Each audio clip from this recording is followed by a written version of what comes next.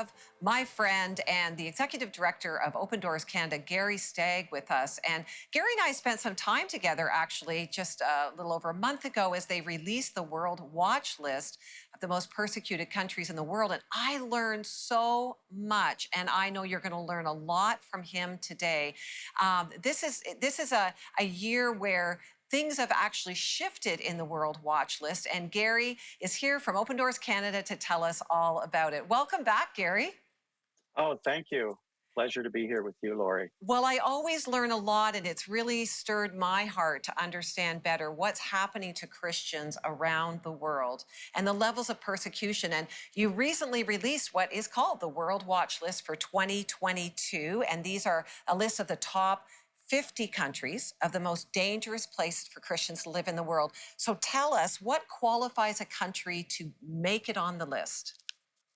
A country is qualified when it receives more than 41 points. It's a point system where we measure the different spheres of life plus the violence against Christians.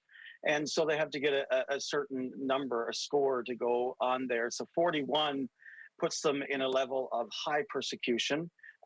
Actually, this year, they were all very much higher than that, and they were all in the realm of extreme persecution and very high persecution. So none of them were in the high persecution area. Normally, there's three different areas where we find them landing, but this year they're all in the top two categories. Wow, that's incredible. Now, you said violence, and you said, is there a difference between measuring violence in a country and actually different, maybe, type of persecution in countries? Like, what do you look for? Yeah, well, we call it the squeeze and the smash. So the smash is the violence. And that can be measured, of course, because we know the violent events that are happening. We have a record of the violence that's perpetrated against Christians, all of the episodes and events. We know what's happening, so we can measure that very easily. The squeeze is something different. The squeeze is the pressure that's put on Christians through their daily lives. So it could be, their community life, their national life, the church life, personal life, all of these different things. And so their surveys are done extensively throughout the year to find out what's happening in each country, and that's where we get the measurement for the squeeze. Oftentimes people think, when they think of persecution, they automatically go to violence, right? They think it's but it's not all violence. The big part of the story is the squeeze that they feel every day. So it could be a family that has children that are wanting them to get into a good school, but they're denied that education because they are followers of Jesus. Or it could be somebody that's applying for a job and they're denied that job just because they're following Jesus. That's a squeeze that they feel on their lives, and it's very real. They feel it every day. Yeah, and that's I think that's a reality, as you said, around the world. The levels of the squeeze and the what is the other word? The squeeze Smash. and the smash. Thank you. Smash. I mean, they're rising. They're rising. This is the reality. And on the list for many years, North Korea was number one. But there's been a shift. Afghanistan is now number one over North Korea. Tell us what's happening in Afghanistan that puts them at that number one So spot. Afghanistan, with what's happened this past year with the takeover of the Taliban and all of the events surrounding that, with people having to flee and so on, that just put them over the head. I mean, they were neck and neck for a number of years, very close together. And the events of this past year just tipped the balance and put Afghanistan over the top. Yeah, and you shared with me, which I found very interesting, that countries where there's high levels of persecution, the church grows. Tell us what's happening in these countries where this terrible persecution is taking place, but the church is actually growing. Absolutely. Every day we hear, for instance, in the country of Iran, we hear of people being thrown into prison. And this is just ongoing all the time, that Christians are being imprisoned for their faith.